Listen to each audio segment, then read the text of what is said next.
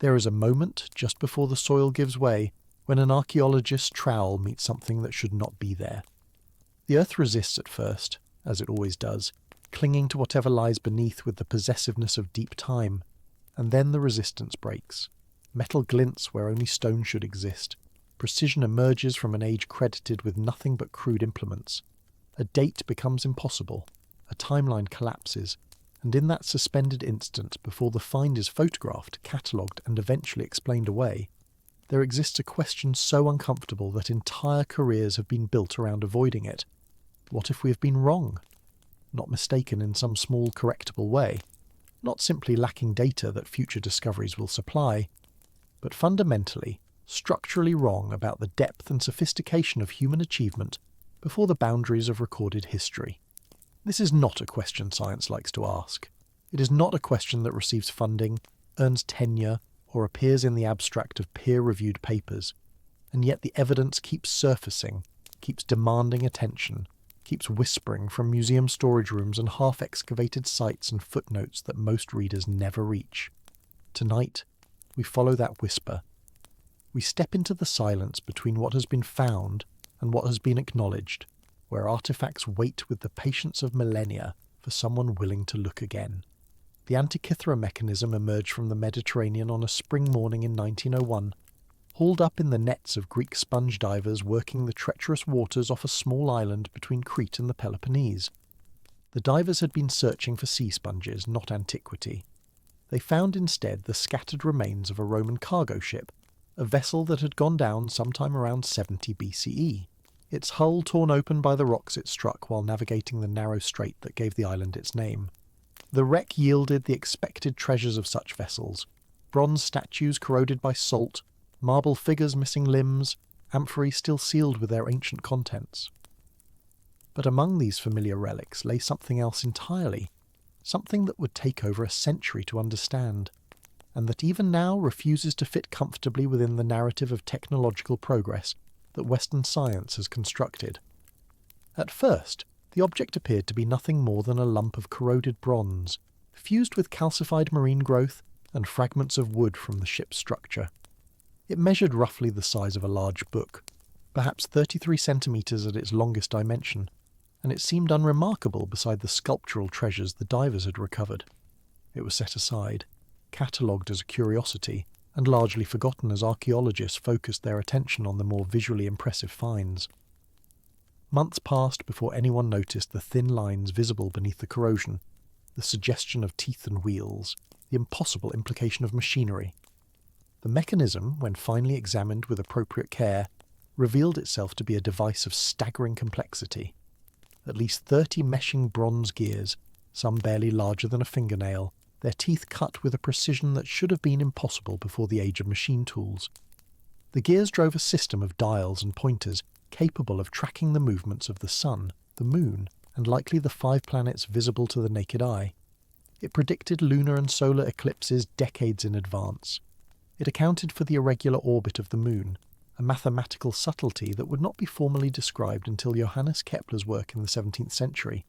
It incorporated a mechanism for tracking the 4-year cycle of the Pan-Hellenic Games, and it did all of this with an elegance of design, a miniaturization of components, and an accuracy of calculation that Europe would not match for another 1400 years. Consider for a moment what this means. In an age when the dominant historical narrative places ancient Greeks at the beginning of scientific inquiry, when textbooks describe a slow, linear progression from philosophical speculation to medieval stagnation to Renaissance, reawakening to modern precision, a device emerges from the seafloor that belongs, by every measure of its sophistication, in the workshops of 18th century clockmakers. The gear train alone represents an engineering achievement that should have required centuries of iterative development, of trial and error, of accumulated knowledge passed between generations of craftsmen. And yet no record of this development exists. No earlier prototypes have been found. No texts describe the theory behind the mechanism's astronomical calculations with sufficient detail to reproduce it. The Antikythera mechanism appears in the historical record like a single frame from a film we have never seen, suggesting a narrative of technological achievement that simply is not supposed to have happened. Mainstream archaeology has, of course, offered explanations. The mechanism is attributed to a tradition of Greek astronomical instrument making, possibly connected to the work of Archimedes or his intellectual descendants in the centuries following his death. Cicero, writing in the 1st century BCE, mentions spheres constructed by Archimedes that could reproduce the movements of celestial bodies. Later Roman writers reference similar devices, suggesting that astronomical mechanisms were known, if not common, in the ancient world. These references have been seized upon as evidence that the Antikythera mechanism, however remarkable, represents not an anomaly, but simply the finest surviving example of a broader technological tradition. Yet this explanation raises more questions than it answers. If such devices were known in the ancient world, where are the others? Where are the simpler predecessors that must have led to such complexity? Where are the workshop manuals, the apprentice pieces, the failed experiments that any technological tradition generates? The Antikythera mechanism stands alone, a solitary peak with no visible mountain range supporting it, no foothills, no geological context whatsoever. Its gears speak of a precision manufacturing capability that leaves no other trace. Its astronomical calculations encode mathematical understanding that appears in no surviving Greek text with comparable sophistication. And its very existence seems to have been forgotten within centuries of its creation, leaving no discernible influence on subsequent mechanical development until the technology was independently reinvented more than a millennium later. What knowledge vanished when this ship went down? What workshop produced such precision, and what happened to its methods, its tools, its accumulated expertise? Why does a device this sophisticated appear once, in isolation, and then disappear from the historical record as if it had never existed? These are not questions that receive comfortable answers. They are questions that, if pursued too vigorously, begin to suggest that our understanding of ancient technological capability is not merely incomplete, but fundamentally mistaken. Beneath the sands of Egypt, the questions multiply. The Great Pyramid of Giza has been measured, photographed, theorized about, and climbed by tourists for centuries. It has become so familiar, so thoroughly absorbed into the visual vocabulary of ancient wonders, that its strangeness has been domesticated. We have seen the photographs so many times that we no longer truly see the object they depict.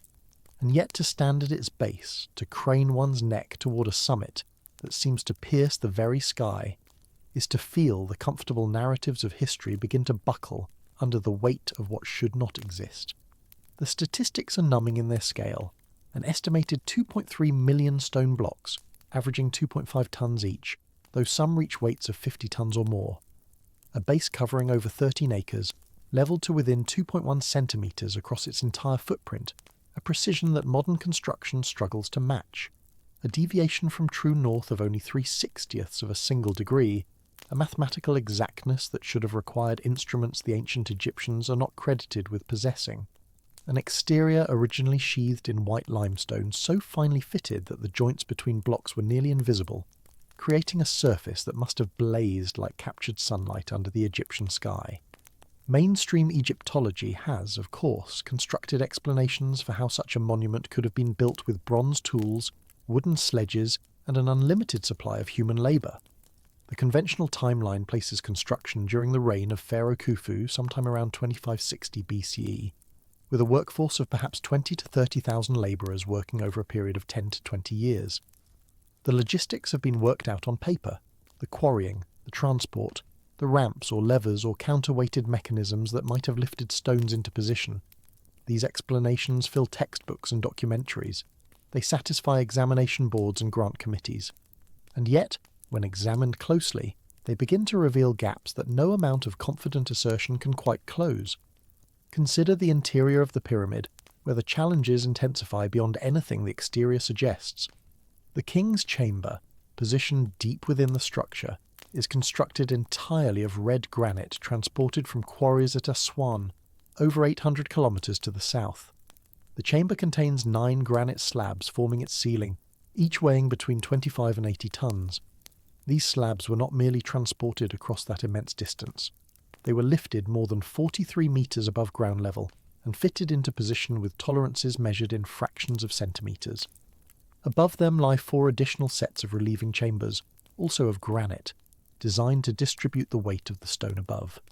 The engineering required to accomplish this, using only the technologies officially attributed to the 4th dynasty Egyptians, has never been successfully replicated at scale. Within the king's chamber sits the granite sarcophagus, carved from a single block of Aswan granite. The interior of this sarcophagus has been hollowed out with a precision that has prompted considerable debate about the tools that could have accomplished such work. The corners are sharp, the surfaces flat to within tolerances that suggest mechanical precision.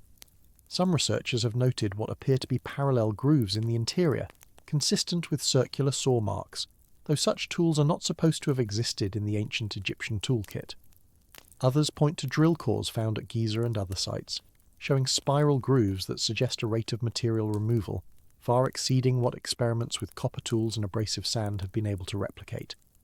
The mainstream response is that the ancients simply had more time and more patience than modern experimenters. But patience does not explain the spiral pattern. Patience does not explain removal rates that seem to require pressure and rotational speed beyond what human power alone can generate.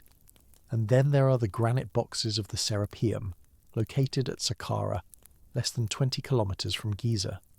These massive sarcophagi, carved from single blocks of granite and basalt, weigh up to 70 tons each. They rest in niches cut into the bedrock of an underground gallery, a space so confined that the logistics of manoeuvring such weights into position seem to defy practical solution. But the boxes themselves present an even stranger challenge. Their interior surfaces have been finished to tolerances measured in microns. The corners are sharp, the angles precise, the flatness of the surface is remarkable. Modern metrology, when applied to these objects, has found deviations so small that they approach the limits of what can be achieved with contemporary precision grinding equipment. The lids, some weighing 30 tons, fit their bases with such exactness that a uniform gap of approximately 0.5 millimeter separates them all the way around. What tools produced this precision? What process allowed ancient craftsmen to achieve tolerances that modern manufacturers struggle to meet without computer-controlled machinery? The conventional answer invokes copper chisels, stone pounders, and sand abrasives, worked over periods of years by skilled labourers with infinite patience. But these answers feel increasingly inadequate when applied to surfaces whose tolerances appear to require not just skill and time, but an understanding of precision engineering that simply does not fit the technological profile attributed to ancient Egypt. Why do certain questions about these objects never seem to find purchase in academic journals? Why are certain measurements never discussed, certain anomalies never pursued? The precision of the Serapeum boxes is a matter of physical record, measurable with instruments, documented by engineers and machinists who have no stake in archaeological controversies. And yet the questions this precision raises remain, for the most part, decorously unasked. The pattern repeats across the ancient world, a drumbeat of anomaly that grows harder to ignore with each new site, each new discovery, each new measurement that fails to fit the established timeline. In the highlands of Bolivia, at an altitude of over 3,800 meters, lie the ruins of Pumapunku, a site whose very name has become synonymous with archaeological mystery. The ruins today are a scattered field of massive stone blocks, many of them broken, all of them disarranged from whatever configuration they once held. Earthquakes, treasure hunters, and centuries of neglect have reduced the site to a state that makes comprehensive reconstruction impossible, and yet what remains is enough to ensure that Pumapunku will never rest comfortably within conventional narratives of pre-Columbian achievement. The blocks at Pumapunku are carved from two primary materials: red sandstone quarried from a location approximately 10 kilometers away, and andesite, an extremely hard volcanic stone quarried from a location on the opposite shore of Lake Titicaca, some 90 kilometers distant. The larger red sandstone blocks weigh up to 130 tons. The andesite blocks, though generally smaller, present a different kind of challenge. Andesite measures between 6 and 7 on the Mohs hardness scale, harder than iron, harder than most steel, workable only by materials harder still. The conventional date for Pumapunku places its construction sometime around 536 CE, attributing it to the Tiwanaku culture that flourished in the region for several centuries before collapsing around 1000 CE. The Tiwanaku are credited with no metal tools harder than bronze.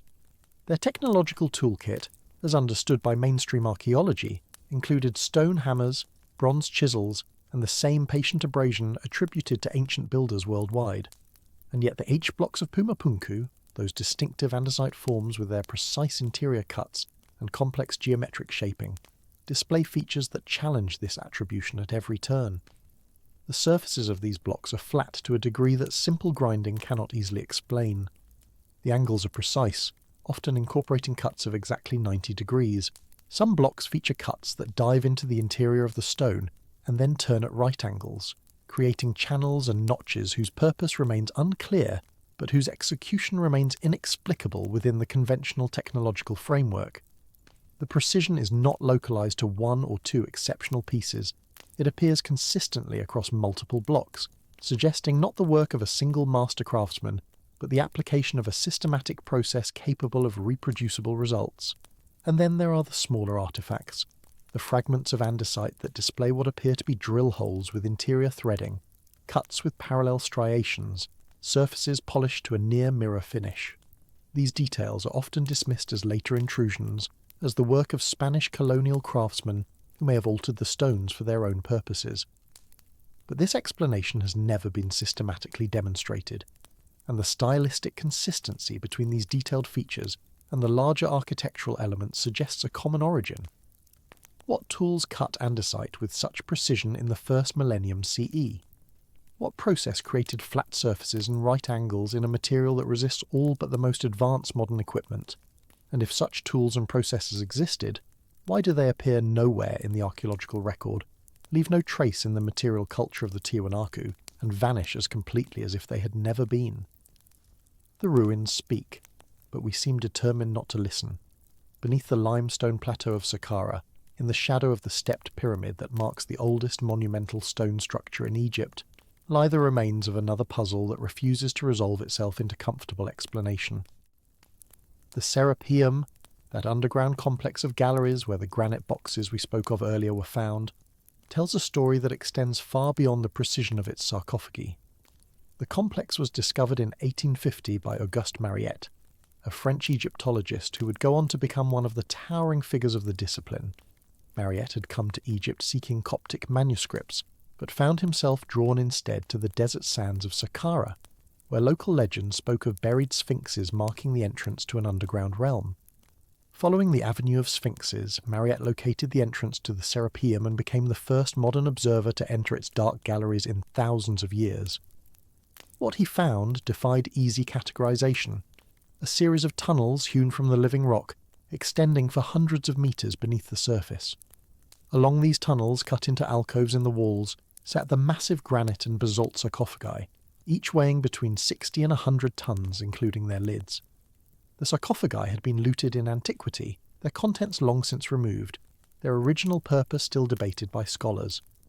The conventional explanation holds that they served as burial chambers for the Apis bulls, sacred animals venerated as manifestations of the god Ptah. Mummified bulls have been found elsewhere at Saqqara, lending support to this interpretation, but the precision of the sarcophagi and the circumstances of their manufacture and placement continue to resist easy explanation. These are not rough-hewn containers adequate for the burial of animals. They are works of extraordinary precision, their surfaces finished to standards that would be difficult to achieve today without specialized equipment. The interiors have been hollowed out to uniform dimensions, the walls maintaining consistent thickness. The lids fit with tolerances that suggest not rough approximation but deliberate measured exactness. And then there is the matter of the alcoves themselves. The sarcophagi are larger than the openings of the alcoves in which they rest. This means either that the alcoves were cut after the sarcophagi were in place, or that the sarcophagi were somehow manoeuvred into position despite clearances that leave no room for error. The tunnels themselves are not wide enough to allow the sarcophagi to be rotated into the alcoves. The geometry simply does not work. The official explanation, that the sarcophagi were slid into place before the alcoves were finished, and then the walls were cut back around them, raises its own questions about the sequence of construction and the tools required to work granite in such confined spaces. Why does the Serapeum receive so little attention relative to the more photogenic monuments above ground? Why are the measurements that reveal its precision so rarely discussed in mainstream presentations of Egyptian achievement? The answers to these questions seem to lead toward an uncomfortable conclusion, that to engage seriously with the Serapeum's anomalies is to risk destabilizing the narrative of slow, linear technological development that underlies our understanding of ancient civilization. The walls of Sacsayhuaman rise above the Peruvian city of Cusco like the frozen waves of a stone sea. Here, in the former capital of the Inca Empire, lie some of the most remarkable megalithic constructions anywhere on Earth. Walls so perfectly fitted that no mortar was needed to hold them in place. Stones so massive that their transport and positioning seem to belong more to legend than to engineering. The Spanish conquistadors who arrived at Cusco in the 16th century were themselves astonished by what they found. Pedro Chiesa de Leon, one of the chroniclers of the conquest, wrote that the stones were so well joined that the point of a knife could not be inserted between them. Francisco de Jerez noted that many of the stones were so large that they seemed the work of giants rather than men.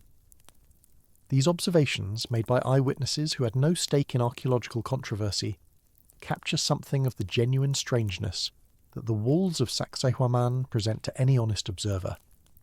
The largest stones at the site weigh an estimated 120 to 200 tons.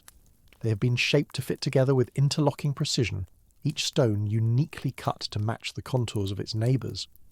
The surfaces where stone meets stone are not flat but curved and angled, with some stones featuring protrusions that fit into corresponding recesses in adjacent blocks. This interlocking design, combined with the careful shaping of contact surfaces, creates a structural integrity that has allowed the walls to survive 5 centuries of earthquakes in one of the most seismically active regions on Earth.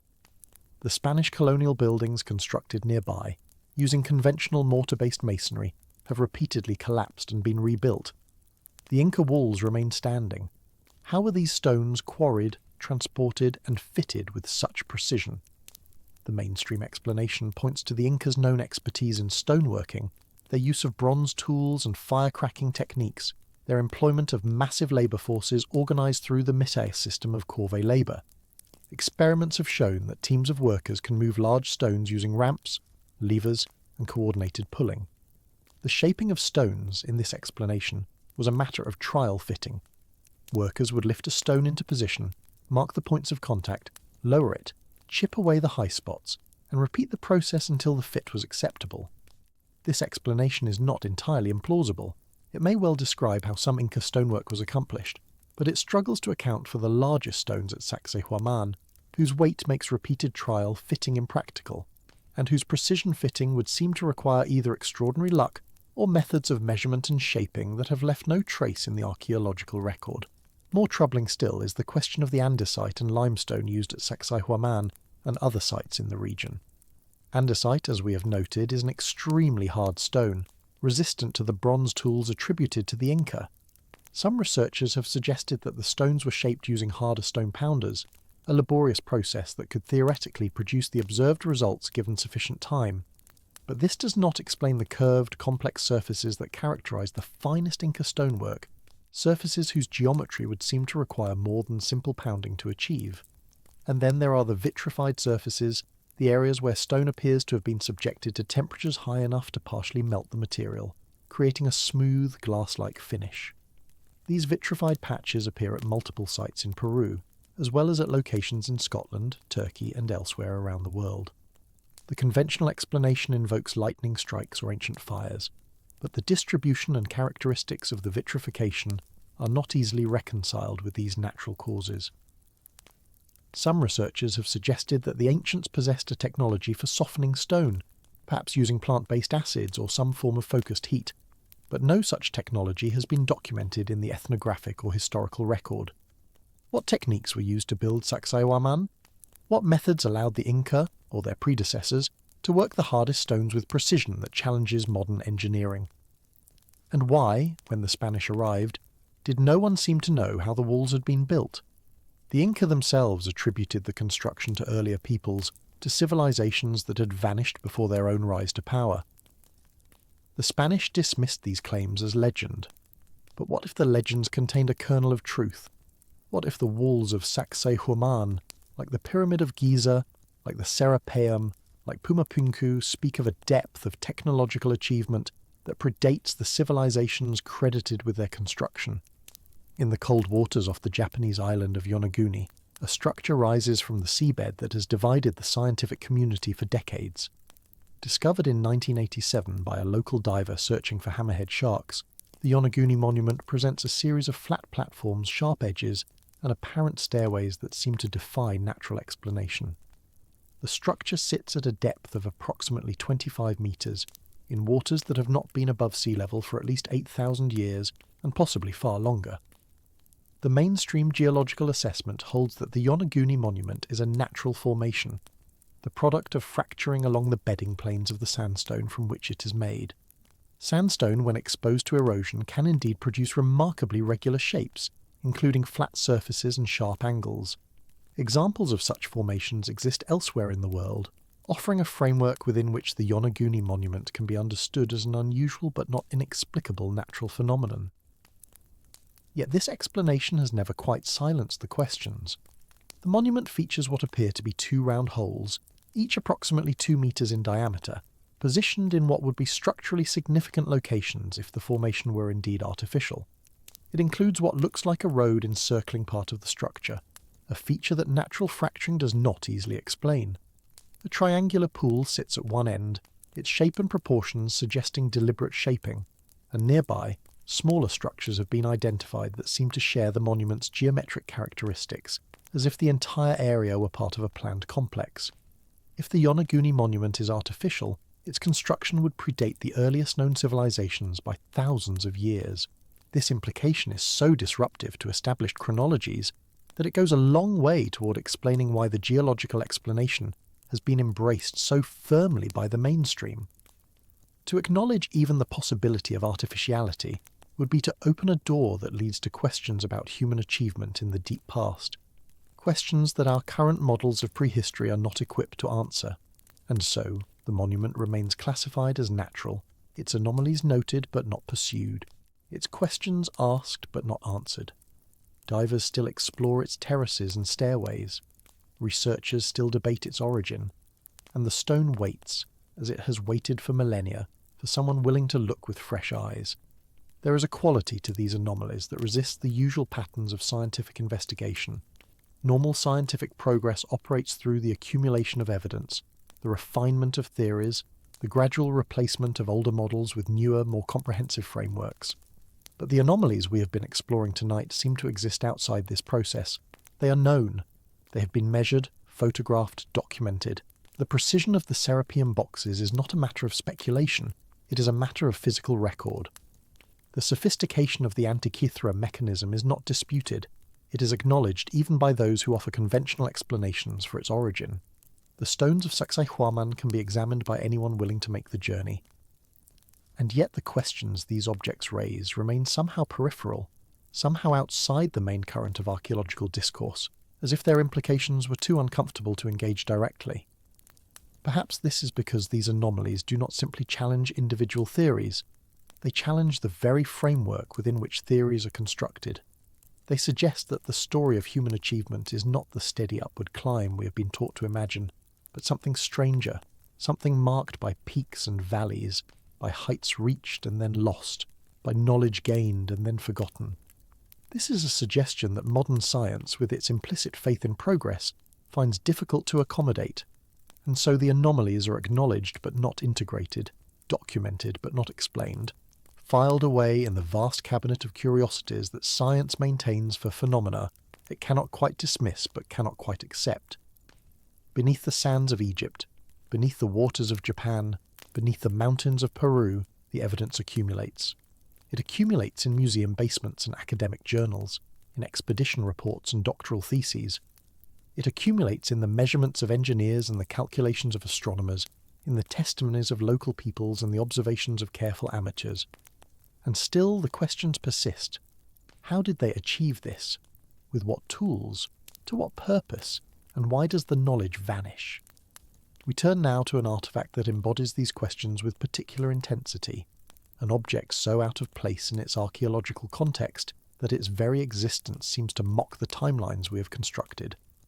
The London hammer, also known as the London artifact, was discovered in 1936 near the town of London, Texas, by a couple hiking along the Red Creek. What they found was a wooden handle protruding from a nodule of rock, a hammerhead of iron encased in stone that appeared, by every geological indication, to be far older than any iron tool had a right to be. The rock surrounding the hammer has been identified as belonging to a Cretaceous formation, dating to approximately 100 to 400 million years ago. The hammer itself, when sectioned and analysed, revealed a composition that defied easy explanation. The iron head contains 96% iron, nearly 3% chlorine, and less than 1% sulphur. There is no trace of nickel, which would be expected in meteoric iron, and the chlorine content is anomalously high for any known industrial process. The wooden handle, remarkably, had partially transformed to coal, a process that would require extraordinary pressure over geological time, or conditions that our understanding of chemistry cannot readily explain. Mainstream science has offered an explanation for the London hammer. The theory of concretion holds that certain minerals can form nodules around objects relatively quickly under the right conditions, encasing them in stone that appears far older than the object itself. Limestone, in particular, can precipitate around debris in streambeds, creating concretions that bear little relationship to the actual age of the enclosed material. Under this interpretation, the hammer is simply a 19th century tool that fell into a stream and became encased in rapidly forming stone, an interesting geological curiosity, but nothing that challenges conventional chronology. Yet this explanation has never quite satisfied those who have examined the artefact closely. The transformation of the wooden handle raises questions that concretion alone cannot answer. The chlorine content of the iron remains anomalous, and the provenance of the discovery, while imperfect by archaeological standards, has been investigated by multiple researchers who have found no evidence of deliberate hoax. The couple who discovered the hammer had no scientific background and no apparent motive for fabrication. They kept the artefact as a curiosity for years before its significance was recognised. The London hammer sits today in a small museum in Glen Rose, Texas, displayed alongside other controversial artefacts that challenge conventional history. It has never been subjected to the kind of rigorous interdisciplinary analysis that might settle the question of its origin.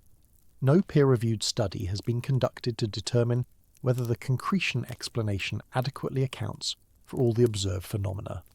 The artefact exists in a kind of scientific limbo, too anomalous to explain, too isolated to demand systematic investigation, too uncomfortable to ignore entirely. One cannot help but wonder what other artefacts might exist in similar states of suspended inquiry. How many objects lie in museum storage, their labels reading provenance unclear or dating uncertain, their implications unexplored because exploring them would require questioning assumptions that the institution cannot afford to question? The London hammer may be an outlier, a genuine anomaly, or it may be exactly what mainstream science claims, a 19th century tool in a misleading geological context. But the fact that we do not know, that no definitive study has been conducted, that the artefact remains more curiosity than scientific datum, speaks to something larger about how anomalies are treated within the framework of modern knowledge. Consider now the Dorchester pot, an artefact whose story begins with a controlled explosion and ends in mystery. In 1852, workers blasting rock at Meeting House Hill in Dorchester, Massachusetts, discovered a bell-shaped vessel embedded within the solid rock they had just fragmented. The object, described in contemporary accounts as approximately 4.5 inches high by 6.5 inches at the base, appeared to be made of a zinc alloy with considerable silver content. Its surface was decorated with inlaid silver flowers and vine patterns, the workmanship described by witnesses as exquisite. The rock from which the vessel emerged was identified as Roxbury pudding stone, a conglomerate formation dating to the Precambrian era, which would place its formation at approximately 600 million years ago. If the pot was genuinely embedded within this rock, rather than in a crack or fissure that allowed later insertion, it would represent evidence of intelligent craftsmanship predating the earliest known life forms by hundreds of millions of years. The implications are, quite simply, impossible to reconcile with any current understanding of Earth's history. The Scientific American published an account of the discovery at the time, treating it with cautious interest rather than outright dismissal. The editors noted that the pot showed no evidence of forgery, that the rock in which it was embedded appeared to be genuinely ancient, and that the circumstances of discovery, involving multiple witnesses during a controlled blast, reduced the likelihood of deliberate placement. They concluded by calling for further investigation, a call that appears to have gone largely unanswered. The Dorchester pot has since vanished. Its current location, if it still exists, is unknown. No comprehensive analysis was ever conducted. No peer-reviewed study examined its metallurgical composition. No geological survey verified the integrity of the rock from which it emerged. The artifact exists now only in the historical record, a tantalizing fragment of testimony without physical evidence to confirm or deny. This pattern recurs with disturbing frequency in the annals of anomalous archaeology. Objects are discovered, documented in contemporary accounts, examined by reputable witnesses, and then lost. The primary evidence disappears while secondary accounts proliferate, making definitive analysis impossible. Whether by accident, neglect, or deliberate suppression, the physical artifacts that might settle long-standing questions have a tendency to slip away from institutional custody, leaving only stories behind. The Koso artifact presents another variation on this theme. Discovered in 1961 by mineral collectors near Olancha, California, the object appeared to be a spark plug encased in a geode-like nodule of hardite. X-ray analysis revealed a metal core surrounded by a ceramic cylinder, the arrangement strikingly similar to a modern spark plug, yet the nodule in which it was embedded appeared to be approximately 500,000 years old, based on the fossil shells visible in its matrix. Initial examination by geologists and mechanical experts produced conflicting interpretations.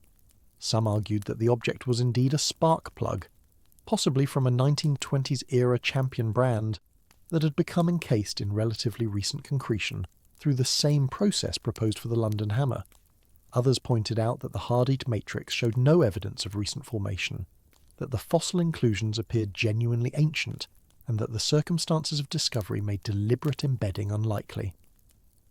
The three collectors who discovered the Koso artifact eventually went their separate ways. The artifact itself was divided, and portions of it have since been lost or destroyed. No comprehensive peer-reviewed study was ever published.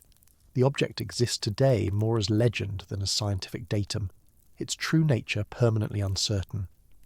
In the rolling hills of Illinois, another anomaly waits in the earth. The Nampa figurine, discovered in 1889 during the drilling of a well near Nampa, Idaho, emerged from a depth of approximately 300 feet, from a stratum of Pleistocene age dating to roughly 2 million years ago. The figurine, roughly 1.5 inches long, depicts a human form in a style that suggests intentional craftsmanship.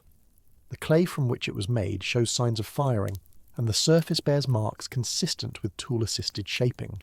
The geologist who examined the figurine at the time, George Frederick Wright, concluded that it was genuinely ancient, that it had not been introduced into the well shaft through natural processes, and that its presence at such a depth posed significant questions for the understanding of human antiquity. His conclusions were published in the American Naturalist and later incorporated into his book Man and the Glacial Period, where he treated the Nampa figurine as evidence of human presence in North America far earlier than conventional models allowed. The scientific establishment of the time responded with skepticism. Critics suggested that the figurine might have fallen into the well shaft during drilling, that it might be a natural formation rather than a human artifact, or that the stratigraphy of the site might have been misinterpreted. No definitive rebuttal was ever published, but the Nampa figurine gradually faded from serious archaeological discussion, becoming another entry in the cabinet of curiosities rather than a datum demanding integration into the broader picture. Today, the figurine resides in the Idaho State Historical Society, where it can be examined by anyone willing to make the journey. Its features are still visible, its fired clay still intact, its origin still unexplained. The questions it raises have never been answered, only avoided. These artifacts scattered across continents and centuries share a common fate. They are discovered, documented, debated briefly, and then quietly set aside. The mechanisms of this marginalization vary. Sometimes the primary evidence disappears. Sometimes the discoverers are discredited. Sometimes the implications are simply too disruptive to engage, and the silence of the Academy becomes its own form of verdict. But the pattern persists, and its persistence invites reflection on the nature of scientific inquiry itself. Science, in its ideal form, operates as a self-correcting system. Hypotheses are proposed, tested, refined, and when necessary discarded. No claim is too sacred to question, no authority too established to challenge. The history of science is filled with examples of paradigms overthrown, of certainties shattered, of the impossible becoming the accepted. Continental drift, once dismissed as fantasy, is now the foundation of geology. Bacterial causes of disease, once mocked by the medical establishment, revolutionized medicine. The age of the Earth itself has been revised upward by orders of magnitude as new evidence accumulated. Yet this openness to revision has its limits. Some questions seem to trigger not investigation but avoidance, not curiosity but discomfort. The anomalies we have been exploring tonight occupy this uncomfortable territory. They do not merely challenge individual theories. They challenge the meta-narrative within which theories are constructed, the story of steady progress from primitive origins to modern sophistication. They suggest that this narrative might be incomplete, that the past might contain achievements we have not accounted for, that the map of human history might require not minor revisions but fundamental redrawing. This is not a suggestion that any institution is eager to embrace. The implications ripple outward in ways that are difficult to contain. If the Serapeum boxes demonstrate precision that rivals modern capabilities, what does that say about Egyptian technology? If the Antikythera mechanism represents knowledge that was subsequently lost, what does that say about the direction of progress? If Sacsayhuaman was built with techniques we cannot replicate, what does that say about our understanding of pre-Columbian America? Each anomaly, taken individually, might be explained away, but taken together, they form a pattern that is difficult to dismiss, a pattern that suggests our understanding of the past is not merely incomplete but fundamentally misconfigured. The academic establishment responds to such suggestions with understandable caution. Extraordinary claims require extraordinary evidence, and the evidence for anomalous artifacts is often compromised, ambiguous, or incomplete. Provenance is uncertain. Dating is disputed. Alternative explanations exist. These are legitimate grounds for skepticism, and skepticism is the proper initial response to any claim that challenges established knowledge. But there is a difference between skepticism and dismissal, between caution and avoidance. Skepticism investigates. Dismissal turns away. What we observe in the treatment of anomalous artifacts is often closer to dismissal than skepticism. Studies are not conducted. Questions are not pursued. Evidence is not gathered. The anomalies are acknowledged in passing and then quietly filed away. Their implications unexplored. Their questions unanswered. This is not the behaviour of a self-correcting system. This is the behaviour of an institution protecting its foundational assumptions. The waters of controversy run particularly deep when we consider the megalithic structures that dot the landscape of the Mediterranean. In Malta, the Hippodrome of Halsaflieni descends 3 levels into the limestone bedrock, a subterranean complex carved entirely by hand using tools of stone and bone, according to conventional archaeology. The structure dates to approximately 4000 BCE, predating the pyramids of Egypt by centuries, and its acoustic properties have puzzled researchers since systematic study began. The oracle chamber, located on the 2nd level of the hypogeum, produces a remarkable phenomenon when sound is generated within it. Male voices at a frequency of approximately 110 Hz create a resonance that can be felt throughout the entire complex, vibrating through the bone and tissue of those who stand within it. Research conducted by the Maltese government in collaboration with Italian acousticians confirmed that this resonance occurs at a specific frequency, suggesting that the chamber was deliberately designed to produce this effect. The curves of the walls, the depth of the ceiling, the angle of the carved surfaces all contribute to an acoustic environment that modern concert halls strive to achieve. How did Neolithic peoples, presumably lacking any formal understanding of acoustics, create a resonance chamber of such precision? The conventional explanation holds that they discovered the effect accidentally during construction and then refined it through trial and error, developing an intuitive understanding of sound propagation that served their ritual purposes. This is possible. Human beings are capable of remarkable intuitive engineering. But the Hippodrome is not an isolated phenomenon. Throughout Malta, megalithic temples share acoustic properties that suggest systematic understanding rather than happy accident. The temples of Tarxian, Hagar Kim, and Menajdra all demonstrate evidence of acoustic design, of spaces shaped to amplify certain frequencies and dampen others. The builders of these structures, working with limestone blocks weighing up to 20 tons, somehow incorporated principles of sound engineering into their constructions. They did this without written language, without formal mathematics, without the theoretical framework that we consider necessary for such achievements. Or did they have something we have lost? The question hangs in the air of these ancient spaces, unanswered and perhaps unanswerable. The temples stand as they have stood for 6,000 years, their stones worn smooth by wind and time, their secrets preserved in the very walls that refuse to yield them.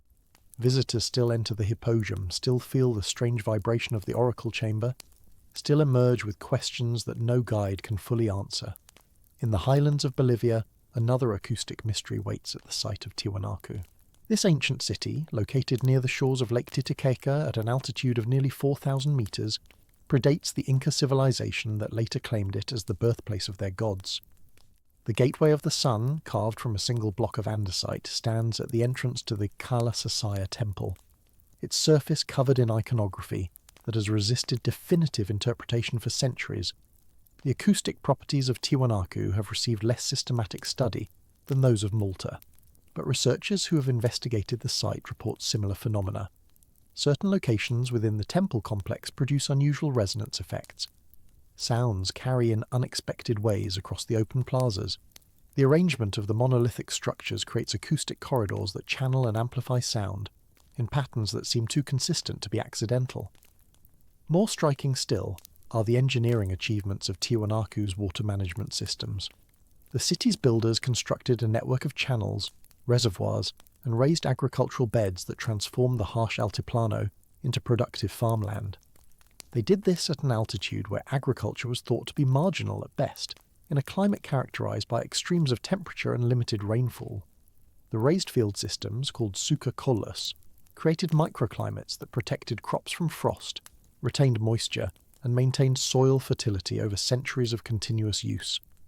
When modern agricultural researchers attempted to replicate these systems in the 20th century, they found that the ancient technology produced yields that exceeded modern methods. The suka kolas were not primitive precursors to modern agriculture. They were a sophisticated adaptation to local conditions that modern science had overlooked, a technology that was not superseded but simply forgotten. This is the pattern that emerges again and again as we examine the archaeological record with fresh eyes. Technologies that worked, that solved real problems, that demonstrated genuine understanding of natural principles that were then abandoned and lost. The abandonment itself becomes the mystery. Why would a civilization turn its back on knowledge that sustained it? What forces, natural or human, could erase not just a technique but the very memory that it once existed? These questions multiply as we turn our attention to still more anomalies, each one adding its weight to a gathering accumulation of doubt, each one suggesting that the story we tell ourselves about human progress may be missing chapters, volumes, entire libraries of understanding that once existed and now exist no longer. Consider the stone spheres of Costa Rica, scattered across the Dickies Delta like seeds dropped by a careless giant. These granite spheres, some measuring over 2 meters in diameter and weighing up to 16 tons, were carved with a precision that modern geologists find difficult to explain. Their surfaces approach perfect sphericity, with deviations so slight that they fall within the margin of error of modern surveying equipment. Some spheres have been measured to within a fraction of a percent of geometric perfection, an achievement that presupposes either extraordinary luck or extraordinary skill. The conventional explanation attributes these spheres to the ancient Dickies culture, which flourished in the region between approximately 700 CE and the Spanish conquest. According to this interpretation, the spheres served as status symbols or markers for the graves of chiefs, carved through a patient process of pecking and grinding that gradually shaped rough boulders into smooth spheres. This explanation accounts for the existence of the spheres, but struggles to account for their precision. Pecking and grinding can produce round shapes, certainly, but near-perfect spheres, consistent across dozens of examples, ranging in size from a few centimetres to more than 2 metres, this suggests measurement, suggests verification, suggests a standard against which each sphere was checked and corrected. What was that standard? How was it maintained? The spheres themselves offer no answers. They sit in museum gardens and private collections and scattered clearings in the jungle, their surfaces weathered but their mystery intact. Some have been moved from their original locations, making contextual analysis impossible. Others remain partially buried, their full dimensions unknown. The civilization that created them left no written records, no oral traditions that survived the conquest. no clues that might explain how or why these monuments came to be. We are left with the objects themselves, mute and perfect, evidence of an ability we cannot explain away.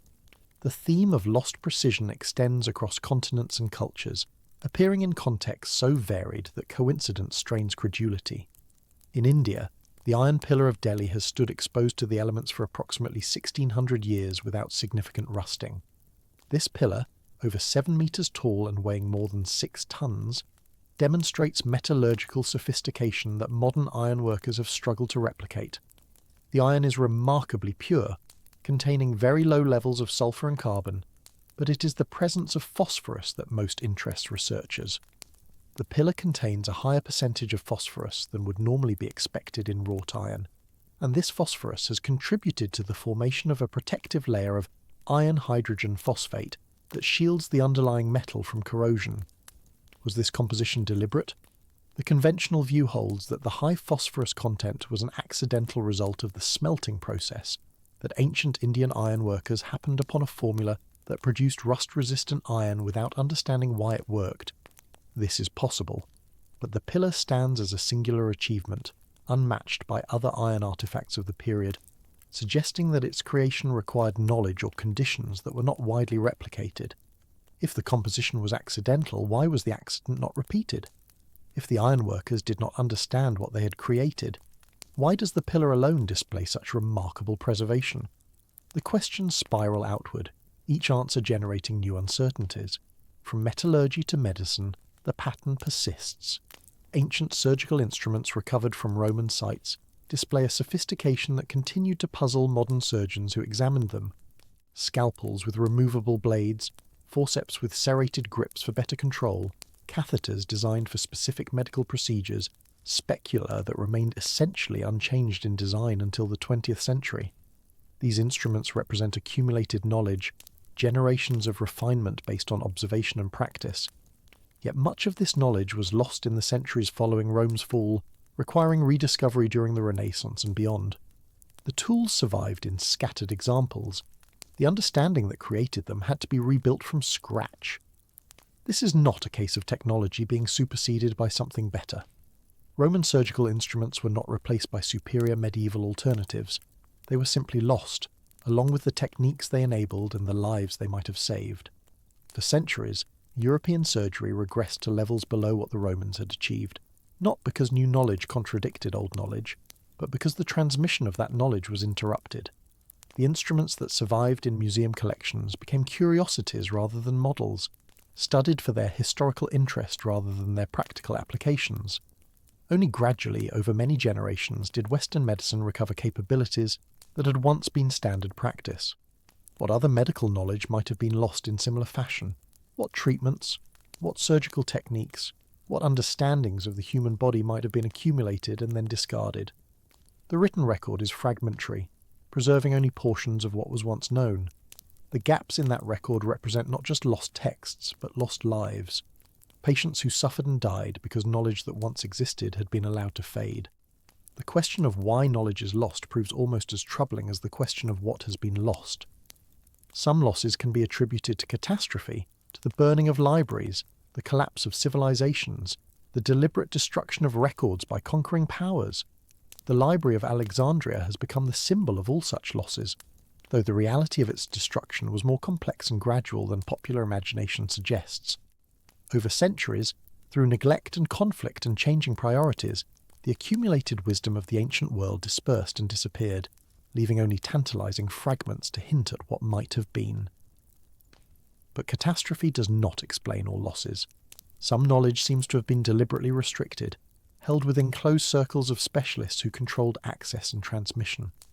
Guild secrets, temple mysteries, royal privileges, these social structures limited the spread of knowledge, ensuring that when the specialist died or the institutions collapsed, their understanding died with them.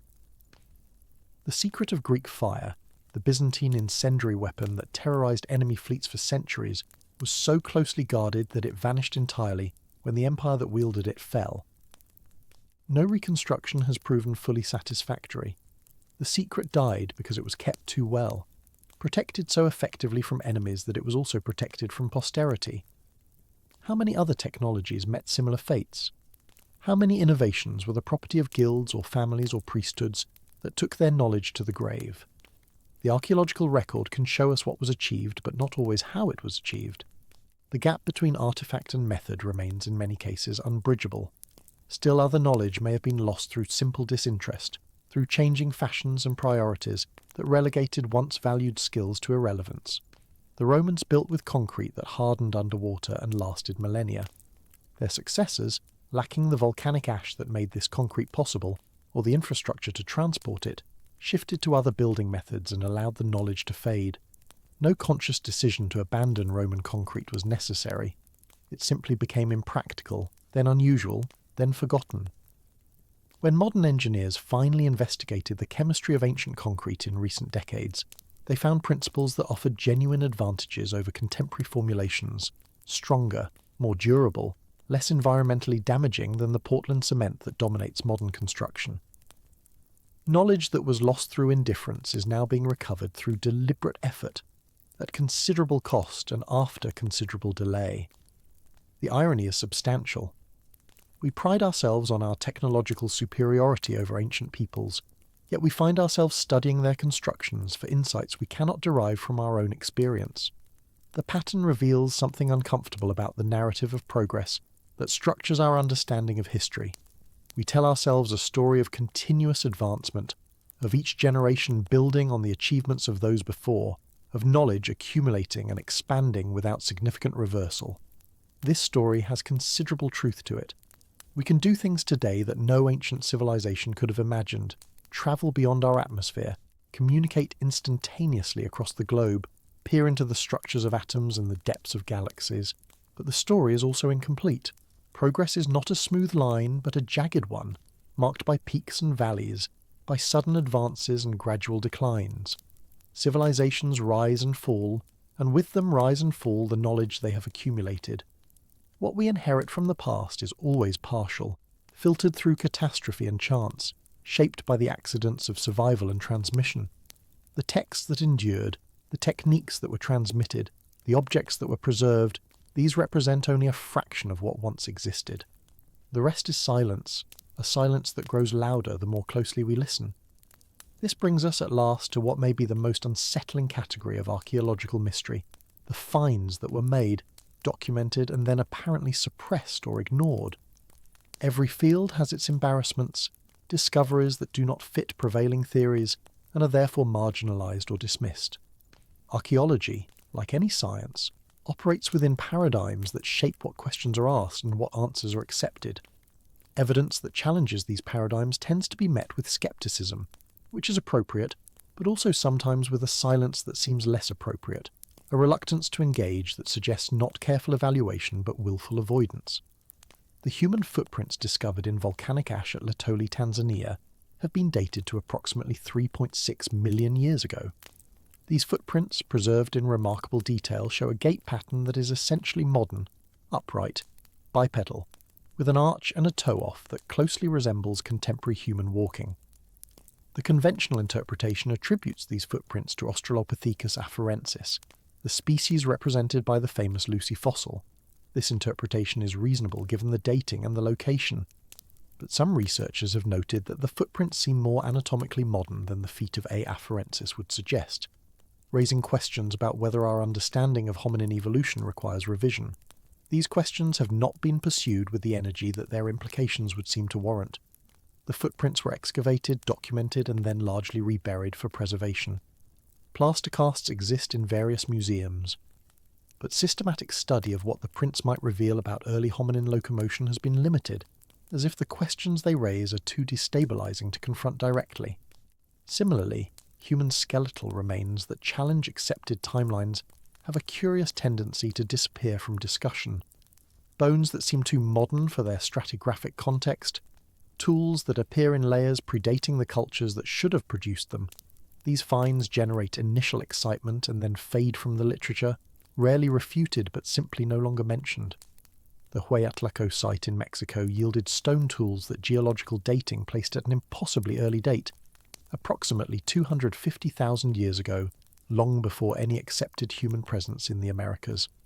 The geologists who conducted the dating maintained their results in the face of intense criticism, arguing that the stratigraphy was clear and the dating methods sound. Their findings were never convincingly refuted. They were simply set aside, treated as anomalous results that must be wrong, even if no one could explain how they were wrong. The site remains controversial, neither accepted nor explained, hanging in scientific limbo where uncomfortable discoveries often come to rest. This tendency to avoid uncomfortable evidence raises troubling questions about the neutrality of scientific inquiry. We like to believe that science follows the evidence wherever it leads, that truth is the ultimate arbiter, and established theories are always subject to revision in light of new data. This ideal is genuine and has produced remarkable results over centuries. But science is also a human enterprise, conducted by individuals with careers to protect and reputations to maintain, embedded in institutions that reward conformity and punish dissent. The pressure to produce findings that fit existing frameworks is considerable. The researcher who repeatedly challenges established timelines risks being labelled a crank, excluded from funding and publication, marginalised from the very community whose approval is necessary for continued work. These pressures do not make scientists dishonest, but they do create incentives that shape the questions asked and the answers sought. Evidence that threatens too much may receive less attention than it deserves, not through conspiracy but through the ordinary workings of institutional self-preservation. The result is a kind of structured forgetting, a process by which certain discoveries are made and then unmade, documented and then overlooked, preserved in archives where they gather dust rather than attention. This forgetting is not complete. The records survive for those who seek them, scattered in obscure journals and unpublished reports, waiting for researchers willing to look where others have chosen not to look. But the cumulative effect is significant. A body of evidence that, taken together, might challenge fundamental assumptions about human history, exists in fragmented form, isolated findings that are easier to dismiss individually than they would be to dismiss collectively. No one has yet assembled this evidence into a coherent alternative narrative. Perhaps no coherent alternative exists, but the very fact that the attempt has not been seriously made, that the anomalies remain unconnected and unexamined, suggests that something in our approach to the past requires reconsideration. What would it mean to take these mysteries seriously? Not to accept uncritically every fringe theory or alternative chronology, but to approach the anomalous evidence with the same rigour and openness that we apply to evidence that fits our expectations. It would mean acknowledging that our picture of the past is incomplete, that the confidence with which we narrate human history may not be entirely warranted. It would mean recognising that ancient peoples were fully human, as intelligent and curious and capable as ourselves, and that their achievements deserve to be understood rather than explained away. It would mean sitting with uncertainty, accepting that some questions may never be answered, and that the absence of answers does not mean the questions are illegitimate. The stones still stand at Sacsayhuaman, fitted together with a precision we cannot replicate. The concrete still holds at Roman harbours, unchanged after 2 millennia of submersion. The iron pillar still resists the rust that should have consumed it centuries ago. The acoustic chambers still resonate, the Suka collars still yield their harvests, the spheres still approach perfection. These are not myths. They are not legends. They are physical realities, measurable and documented, evidence of abilities that flourished and then vanished. The evidence persists even when the explanations fail. Perhaps the most important lesson of these mysteries is humility. We have achieved much, but we have also lost much.